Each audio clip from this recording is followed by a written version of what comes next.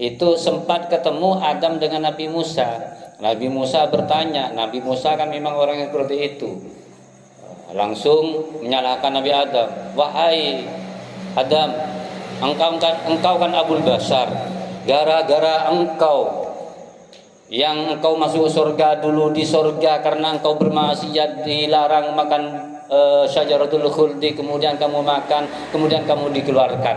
Andai kata kamu tidak keluar, niscaya saya tidak akan keluar. Niscaya saya tetap di surga. Gara-gara kamu saya hidup di bumi ini. Kata Nabi Musa. Dijawab oleh Adam. Gara-gara saya kamu hidup. Andai kata saya tidak keluar dari surga, saya tidak beranak. Ada orang lahir di sana, tidak ada orang haid, tidak ada orang nifas, tidak ada wilada. Jadi kamu ini harus bersyukur kepada saya. Gara-gara saya turun dari surga bisa mempunyai anak seperti kamu, keturunan saya kamu ini. Jangan macam-macam kamu.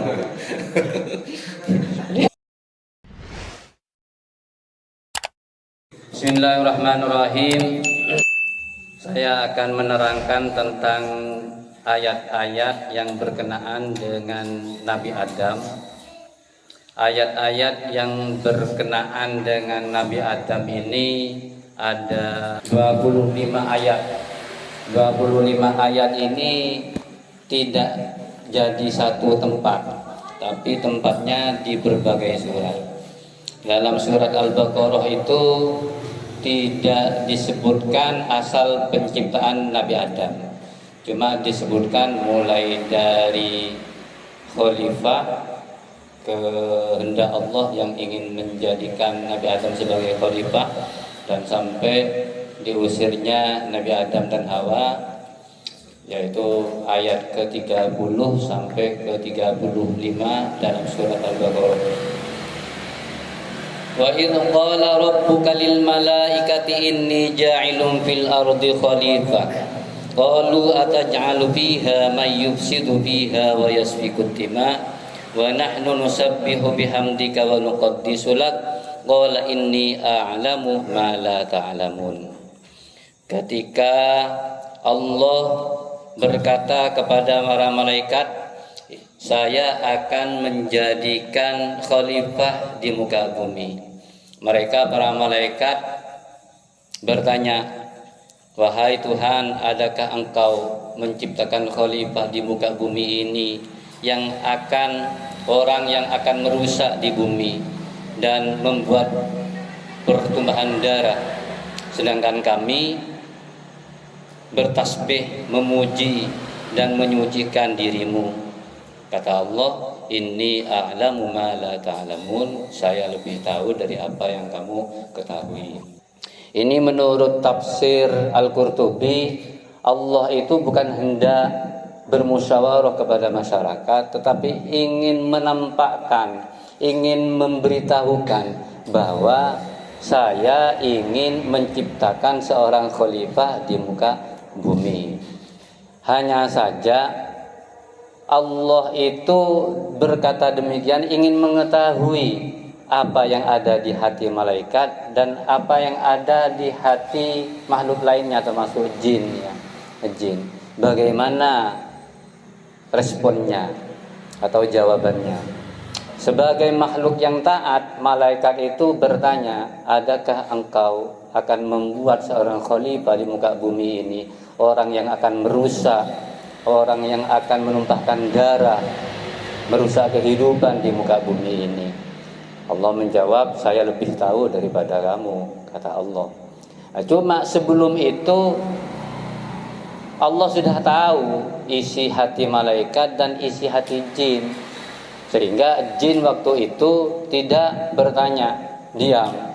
Hati-hati orang yang diam dalam hatinya itu ketika ada pertanyaan kemudian gak jawab, belum tentu dia setuju kalau seperti ini kejadiannya. Sehingga Allah Subhanahu wa ta'ala ketika malaikat menjawab, adakah manusia itu yang kamu ciptakan, yang Anda akan ciptakan itu akan merusak kehidupan di muka bumi?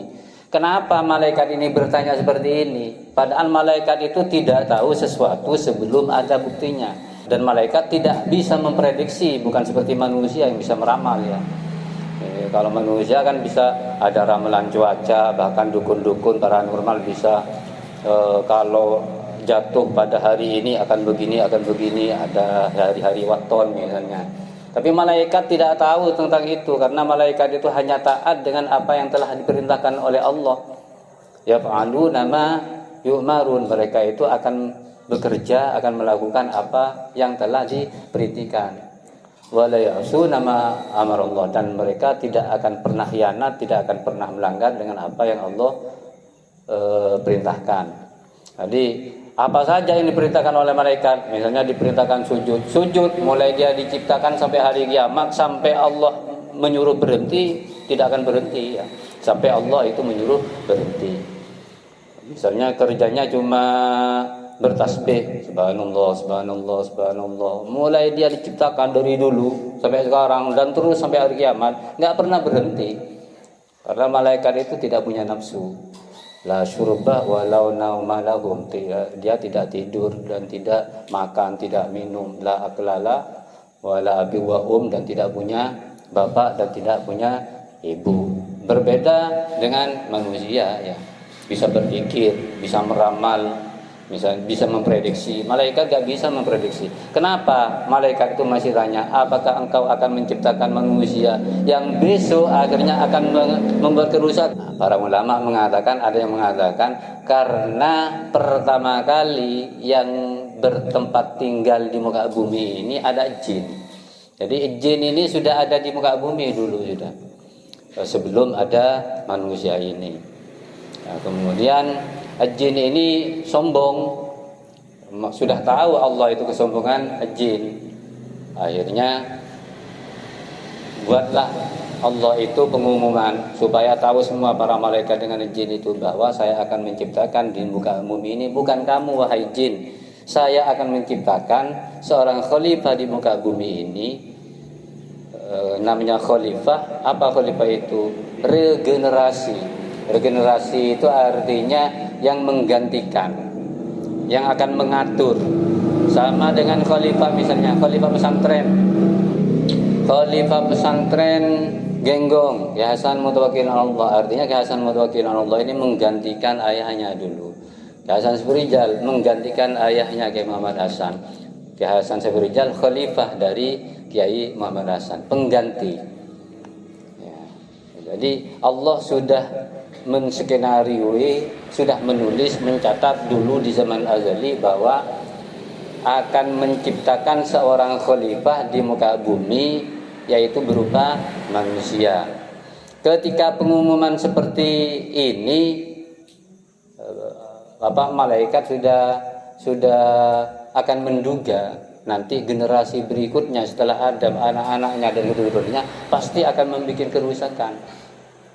Padahal saya, kata malaikat, saya ini selalu nusabbihuka, saya selalu mensucikan wa nuqaddisulak, dan menyucikan kamu, menyucikan Anda kepada Allah itu. Itu yang pertama ya, tentang firman Allah bahwa dirinya akan menciptakan seorang khalifah di muka bumi. Kemudian setelah itu dilanjutkan dengan ayat berikutnya.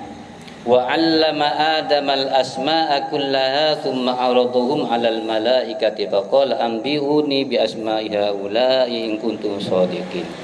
Kemudian Allah mengajari Nabi Adam asma-asma, nama-nama, ilmu, benda-benda yang tidak diketahui oleh malaikat. Ini ilmu ya, ilmu dasar, dan segala sesuatu yang ada di muka bumi ini diketahui oleh Nabi Adam dengan pengajaran Allah.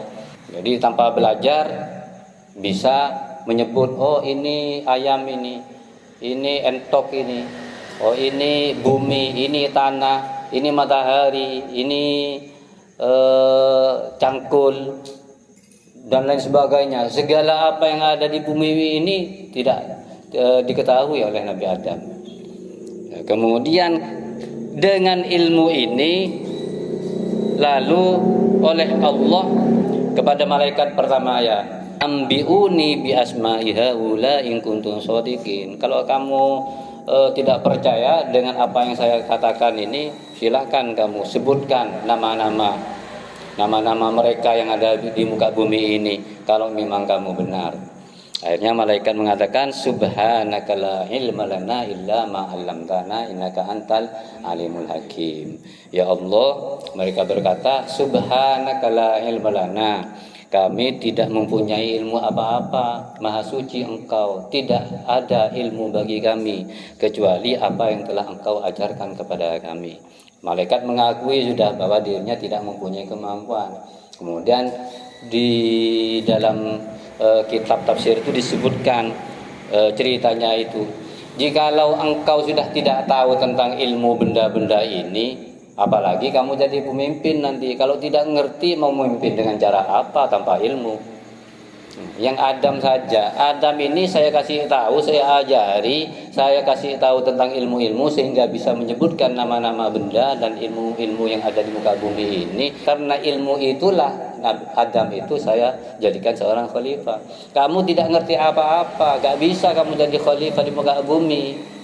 Karena kalau kamu tidak mengetahui apa-apa di muka bumi, ketika ada pelanggaran, ketika ada hukum, ketika ada macam-macam masalah di muka bumi, kamu akan mengatasi itu dengan apa kalau tidak punya ilmunya?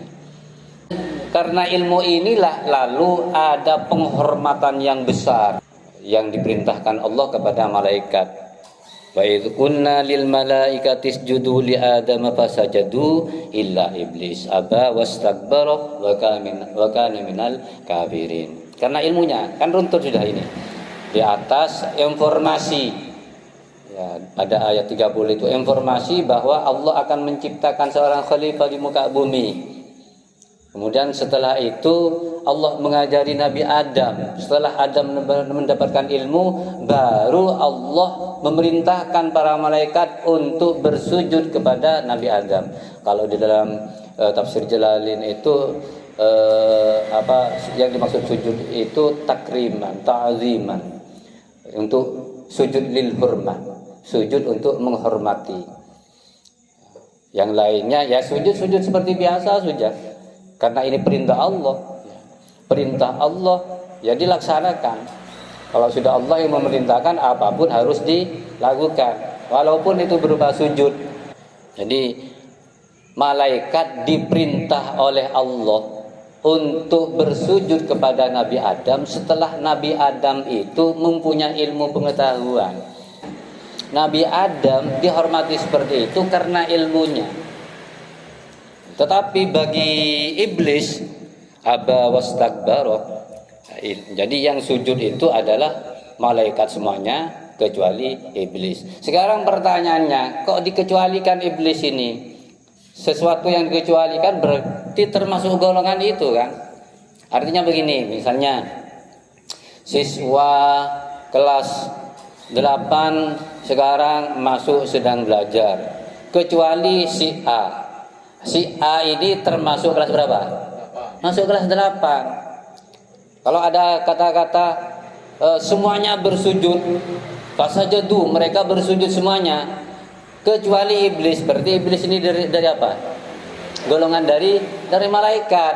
Iblis ini pertama kali golongan dari malaikat. Ya.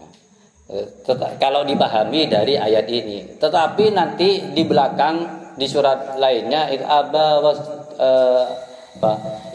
illa iblis aba wastakbara wa kana minal jinni. Berarti iblis itu bagian dari jin. Jadi bisa nanti dipilah-pilah. Jin itu yang membangkang, tidak mau terhadap perintah Allah untuk bersujud kepada Nabi Adam, itu disebut dengan iblis atau setan. Berarti iblis, setan itu adalah sebutan, gelar. Sehingga setan itu bisa disandarkan kepada jin, bisa disandarkan kepada manusia. Kata-kata setan itu. Kalian umpama ada temannya, ada orang kerjanya mabuk, kerjanya main terus merusak lingkungan dan sebagainya. Kalian bisa mengatakan oh setan itu. Itu yang dimaksud apa? Setan dari manusia. Manusia tapi tingkah lakunya adalah setan. Jin yang kelakuannya menentang ini, tidak mau bersujud atas perintah Allah ini disebut dengan setan. Berarti dari pemahaman ini setan itu adalah gelar untuk jin yang telah membangkang terhadap perintah Allah ini. Illa iblis aba wastakbar.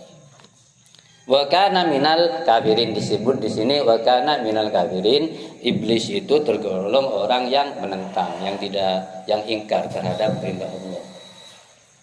Sekarang pengetahuan Allah terhadap iblis ini. Kenapa iblis ini menentang? Allah sudah tahu bahwa iblis ini menentang karena dalam hatinya ketika Allah itu mengatakan saya akan menciptakan khalifah di muka bumi, Allah sudah tahu bahwa dirinya dalam hati iblis itu, saya lebih baik daripada Adam ini.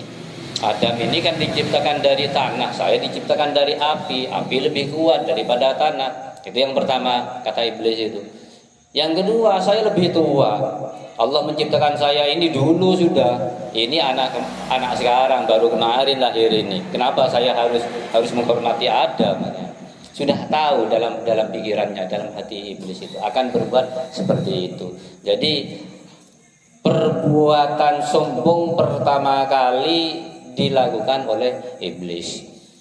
Makanya sifat yang paling dibenci oleh Allah adalah sifat sombong ini, karena satu-satunya sifat Allah yang tidak boleh dimiliki oleh manusia adalah sombong. Yang lainnya ya silakan, misalnya sifat, bahkan wajib kita niru sifat-sifat Allah. Misalnya Allah maha pengasih, maha penyayang, berkehendak, boleh kita berkehendak.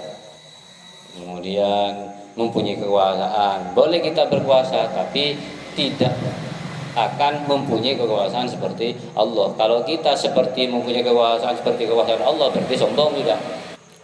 Misalnya congkak, kemudian merajalela semena-mena, itu namanya sudah sombong.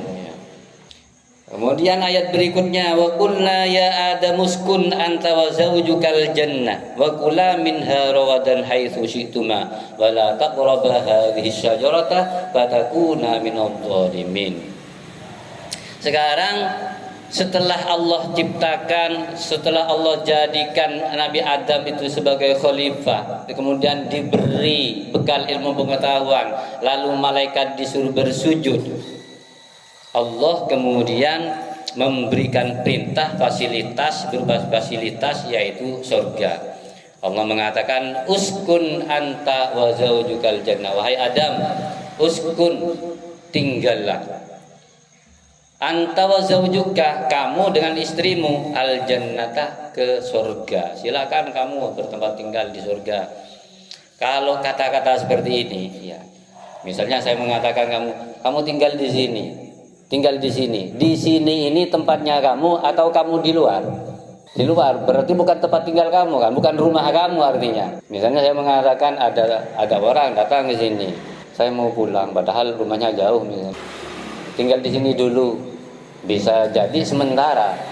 Ya, tinggallah di sini supaya kamu aman, tenang, jangan pulang malam-malam. Sekarang banyak rampok, seakan-akan kan seperti itu. Dipahami dari sini dalam kitab Ibnu Katsir itu disebutkan bahwa tempat tinggal di situ, bahwa yang sebenarnya Adam tidak mempunyai tempat itu, hanya menamu. Uskun anta artinya apa? Sebelum itu Adam ada di bumi, kan diciptakan dari tanah. Nabi Adam itu diciptakan dari tanah yang bercampur dan bau itu apa, celot, pokoknya sudah kayak diumek-umek gitu. Jadi diciptakan dari barang seperti itu, tanah seperti itu.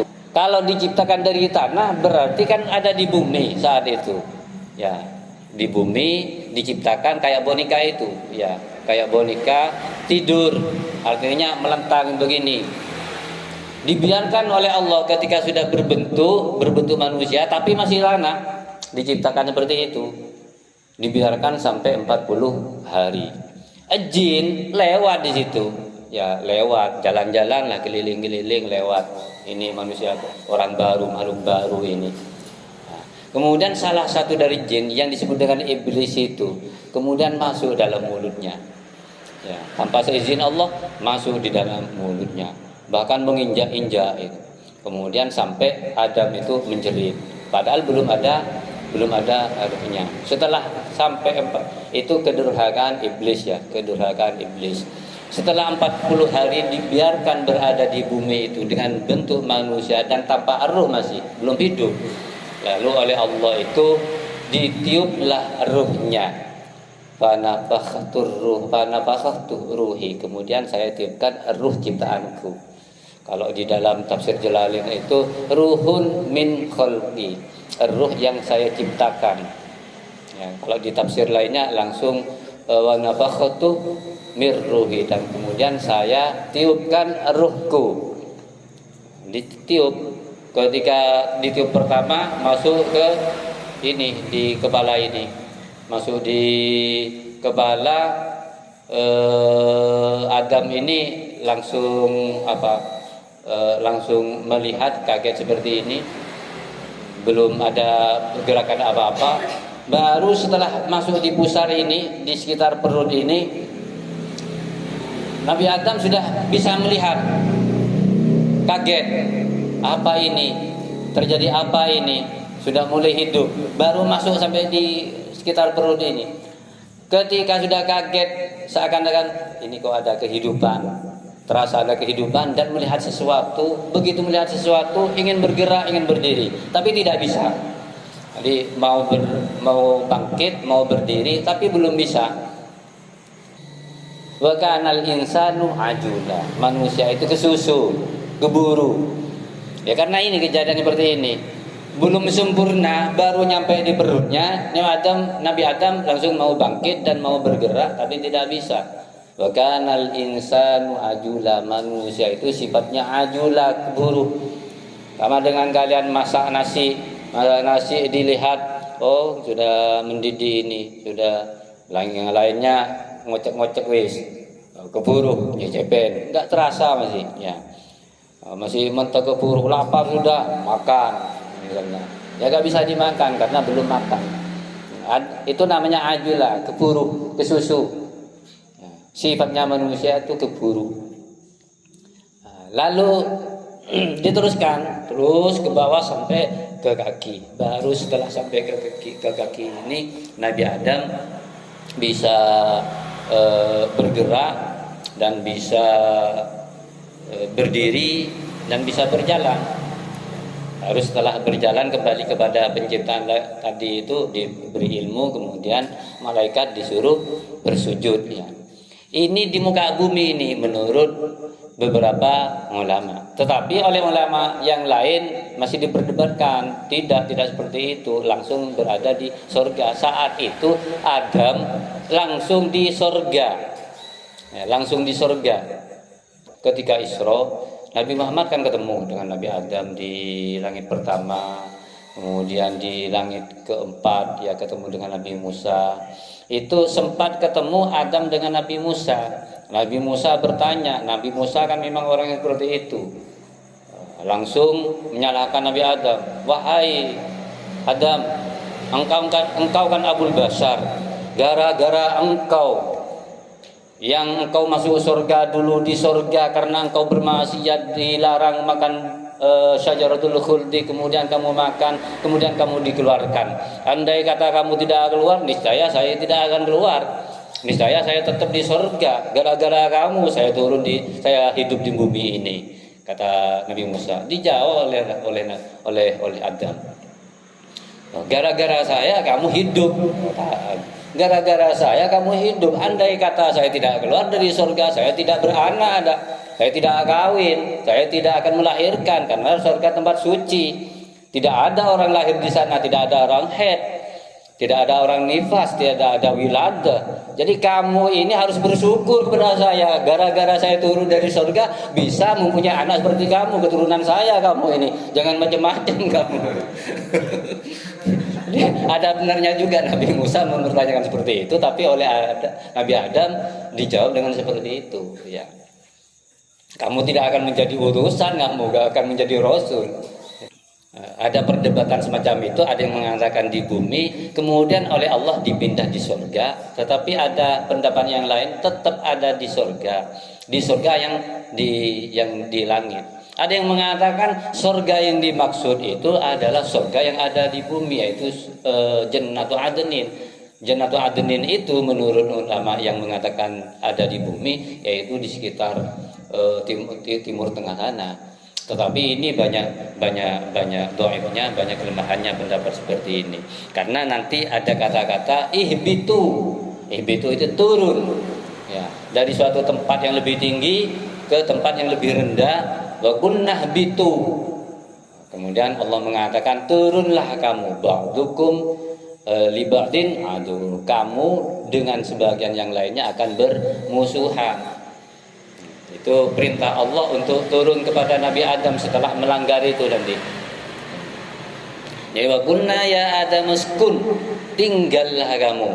Ada beberapa makna kata uskun ini ya. Uskun itu dari kata sakana, tenang, seperti yang saya sampaikan tadi. Tinggallah di sini supaya kamu tenang. Karena di luar nanti banyak rampok, di sana banyak maling, banyak cegatan dan lain sebagainya. Uskun, tetaplah di sini supaya kamu tenang. Wa kula minha ragadan haitsu syi'tuma, dan makanlah apa yang kamu sukai sebanyak-banyaknya di surga itu. Wala taqrabu hadhihi syajarata fatakuna minadh dhalimin, dan ingat jangan sampai kamu makan ini pohon, fatakuna minadh dhalimin.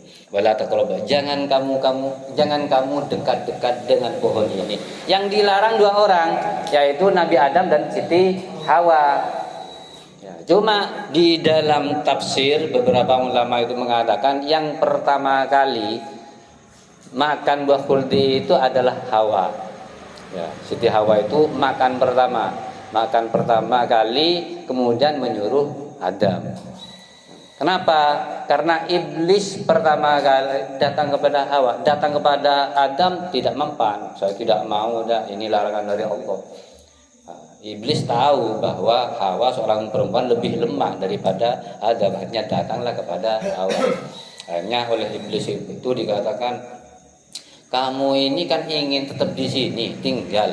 Kenapa di sini ini disebut dengan di sini apa? Kenapa kamu dilarang makan pohon ini?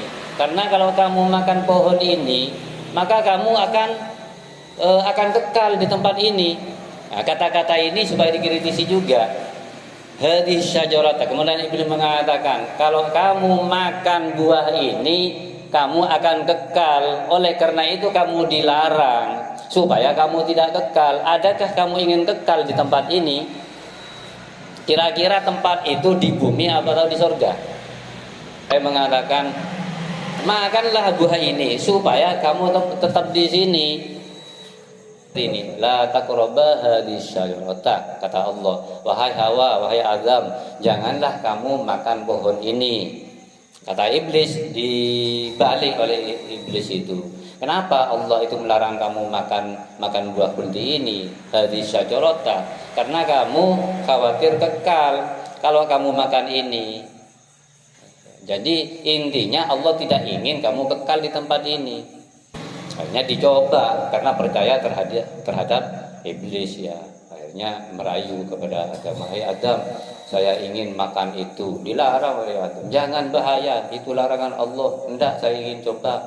Jangan. Akhirnya Hawa, begini saja, saya akan coba dulu, risikonya tanggung saya. Kalau terjadi apa-apa dengan saya, kamu jangan makan. Tapi kalau tidak terjadi apa-apa, kamu makan, ikuti saya. Akhirnya alhamdulillah Hawa itu buah khuldi. Tidak terjadi apa-apa, pokoknya tidak ada masalah gitu. Akhirnya bilang kepada Adam, bagaimana? Saya sudah makan ini, nggak jadi masalah kan? Oke-oke saja kan? Akhirnya Nabi Adam, tetap saya tidak mau larang. Ayo makanlah, nggak akan terjadi apa-apa. Akhirnya sambil dibisiki oleh iblis, Adam itu, betul Adam, kamu ini sebaiknya makan. Akhirnya sampai di ayat lain itu, waqasamahuma, iblis itu sampai bersumpah atas nama Allah. Demi Allah, ini demi kebaikan kamu, saya cuma menjalankan tugas. Demi Allah, ini kebaikan kamu ini. Silakan makan kamu, gak akan terjadi apa-apa. Akhirnya Adam mencoba makan. Setelah makan, baru sudah seperti telanjang ya, telanjang. Yang disebut dengan sawata akhi, fayuwari sawata akhi, kemudian telanjang, terlihat kesalahannya, banyak aibnya sudah terlihat, auratnya sudah terlihat. Adam, Hawa itu auratnya sudah terlihat setelah makan itu. Ini ulama mengatakan kalau ada dua orang yang dilarang untuk berbuat sesuatu, tetapi salah satunya yang melanggar, maka tidak terkena hukuman kalau cuma satu orang, karena perintahnya dua orang. Misalnya begini, ada seorang suami punya dua istri, kemudian bilang kepada istrinya, kalau kamu berdua masuk ke rumah ini, kamu keduanya saya cerai. Kemudian salah satunya masuk ke rumah itu, maka tidak terjadi cerai. Ya. Ada yang mengatakan yang satu ini yang tercerai, yang lainnya tidak. Baru kalau sudah keduanya, dia mengatakan kalau sudah keduanya yang masuk bersamaan baru tercerai sudah. Nah, saya bilang ke kamu berdua jaga di sini, tidak boleh keluar ya. Ini kalau menurut ulama kalau cuma satu yang keluar gak apa-apa. Artinya nggak apa-apa itu artinya masih ada yang jaga di sini. Baru kalau sudah keluar semuanya itu sudah pelanggaran sudah. Ya. Karena masih ada yang amanah di sini. Tapi yang sahih seperti ini. Baru setelah Hawa dan Adam sama-sama makan, baru kena sanksi. Fa'azallahuma syaitanu anha fa'akhrajahuma. Kemudian oleh Allah diturunkan setelah makan, kedua-duanya sama-sama makan. Ketika Hawa yang makan belum terjadi apa-apa, tapi karena larangannya untuk berdua, setelah Nabi Adam makan ikut juga makan, maka kena sanksi, yaitu turun dari surga. Barulah dia diturunkan dari surga ke bumi ini. Dan kemudian sampai 40 tahun itu Nabi Adam nangis. Ini kalau kesalahan seorang nabi ya, padahal kecil ini kesalahannya. Itu yang disebut dengan hasanatul abror sayyiatul muqarrabin. Kesalahan orang-orang yang baik, yang kecil-kecil itu termasuk kejelekan bagi orang-orang yang dekat kepada Allah. Nabi Adam kan kesalahannya sedikit ini. Bahkan dia melaksanakan seperti itu karena mendengar dicatut nama Allah. Atas nama Allah seperti iblis tadi itu. Ini Allah yang menyuruh ini, bersumpah atas nama Allah. Sama halnya dengan kalian sudah. Sedusta-dustanya atau memang ada temannya kamu sering berbohong